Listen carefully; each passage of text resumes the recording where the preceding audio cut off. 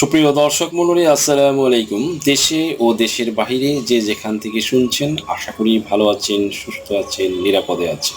আমি অ্যাডভোকেট মোহাম্মদ বেলায়েত হোসেন। আমার আইন বিষয়ক চ্যানেলে আপনাদের সবাইকে জানাই প্রাণ ঢালা অভিনন্দন। আজকে দুর্দান্ত একটি ভিডিও নিয়ে আপনাদের সামনে হাজির হয়েছি। ভিডিওটি খুবই ইনফরমেটিভ ও তথ্যবহুল হতে চলেছে, তাই ভিডিওটি স্কিপ না করে সম্পূর্ণটি দেখার জন্য রিকোয়েস্ট করছি। তাহলে শুরু করা যায়। Let's get begin. এলজিআরডি ও সমবায় এবং ভূমি উপদেষ্টা এএফ হাসান আরিফ বলেছেন, ভূমি ব্যবস্থাপনা কার্যক্রমের সুফল জনগণের দোরগোড়ায় পৌঁছে দিতে তথা জনদুর্ভোগ লাঘবে ভূমি সেবার ক্ষেত্রে সব ধরনের প্রয়োজনীয় উদ্যোগ গ্রহণ করা হবে। ভূমি দখল, ভূমি জালিয়াতি, ভূমি নিয়ে প্রতারণা হচ্ছে। তাছাড়া ভূমি নিবন্ধন কার্যক্রম ম্যানুয়ালি হওয়ায় ভূমি অফিস থেকে ইনামজারি, ভূমি কর প্রদান ও হোল্ডিং নম্বর পেতে সাধারণ মানুষের অমানবিক হয়রানির শিকার হচ্ছেন। ভূমি সেক্টরের এসব অনিয়ম দূর করার আশ্বাস দেন তিনি। উপদেষ্টা বলেন, বর্তমান সরকার ছাত্র জনতার প্রত্যাশা অনুযায়ী জনগণের সার্বিক কল্যাণে কাজ করছে। বিগত সরকারের সময় গণ আন্দোলনের অসংখ্য ছাত্র জনতার জীবন বিসর্জন দিয়েছেন। এর ফলশ্রুতিতে আমরা জনসেবার সুযোগ পেয়েছি। এজন্য সমাজ পরিবর্তনের মানুষে প্রভু নয়, জনগণের সেবক হয়ে কাজ করতে হবে। সম্প্রতি কিছু প্রচারণা দেখা যাচ্ছে, সেখানে বলা হচ্ছে ভূমি অপরাধ প্রতিরোধ প্রতিকার আইন 2023 এবং পিডিএস জরিপ বাতিল হয়ে যাচ্ছে। তারা কিছু লোক প্রোপাগান্ডা ছড়াচ্ছে, আসলে হয়তো সেটা হবার সম্ভাবনা আছে কি না আছে সেটার বিচারের ভার দর্শক মণ্ডলী আপনাদের উপর। ভূমি উপদেষ্টার সংস্কার প্রচেষ্টা থেকে আপনারা সেটা নিশ্চয়ই আজ করতে পেরেছেন। এটা নিয়ে শীঘ্রই ভিডিও আসছে, দেখতে চোখ রাখুন আমার চ্যানেলের পরবর্তী ভিডিও।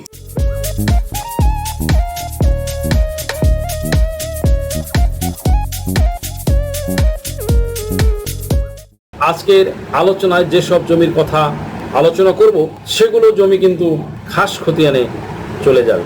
তালিকায় প্রথমে কোন ধরনের জমি রয়েছে দেখুন। প্রথমে রয়েছে কোন প্রকারের জমি, আসুন দেখা যাক। 1 নম্বরে বাংলাদেশের বিভিন্ন জেলায় কিছু না কিছু সরকারি জমি বা প্রতিষ্ঠান আছে।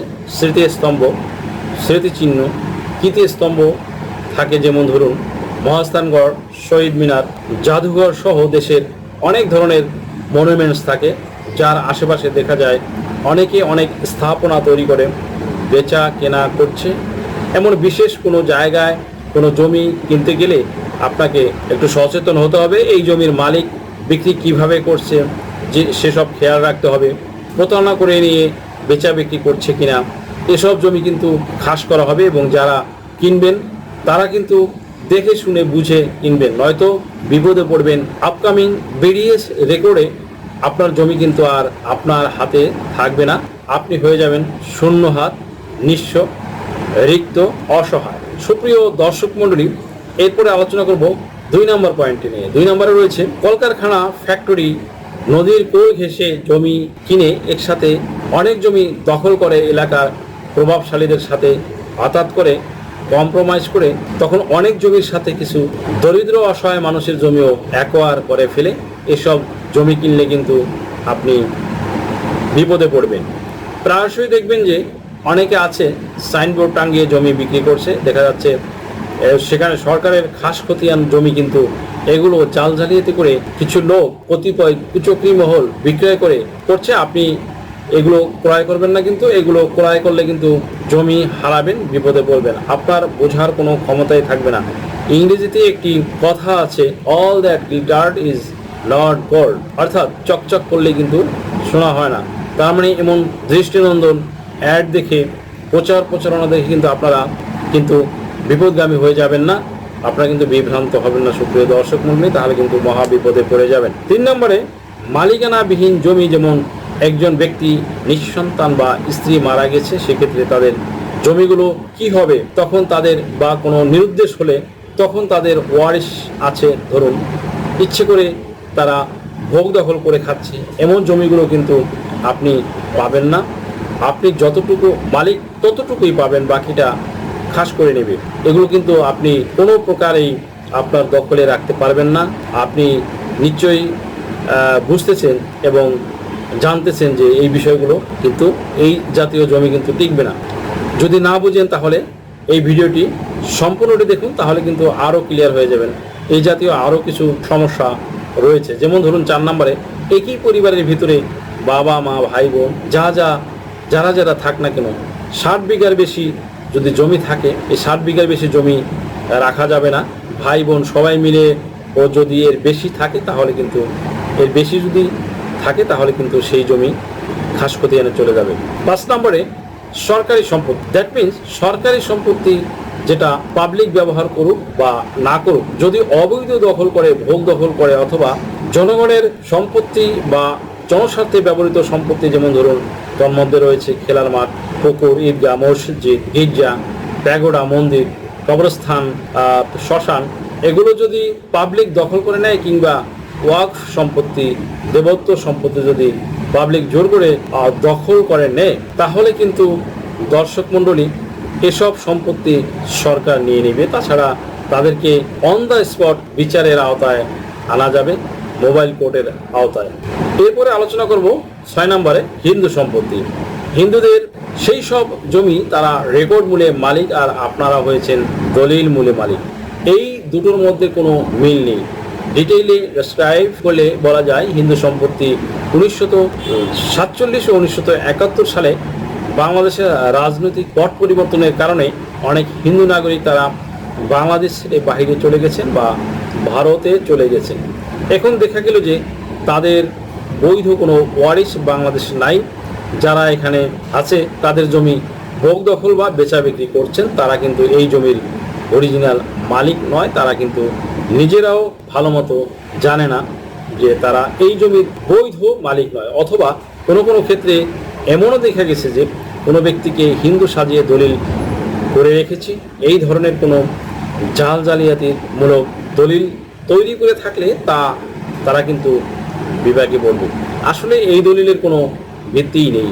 এমন দলিল বাংলাদেশের অনেক জেলাতে অসংখ্য পরিবারের মানুষের কিন্তু রয়েছে বা করেছে।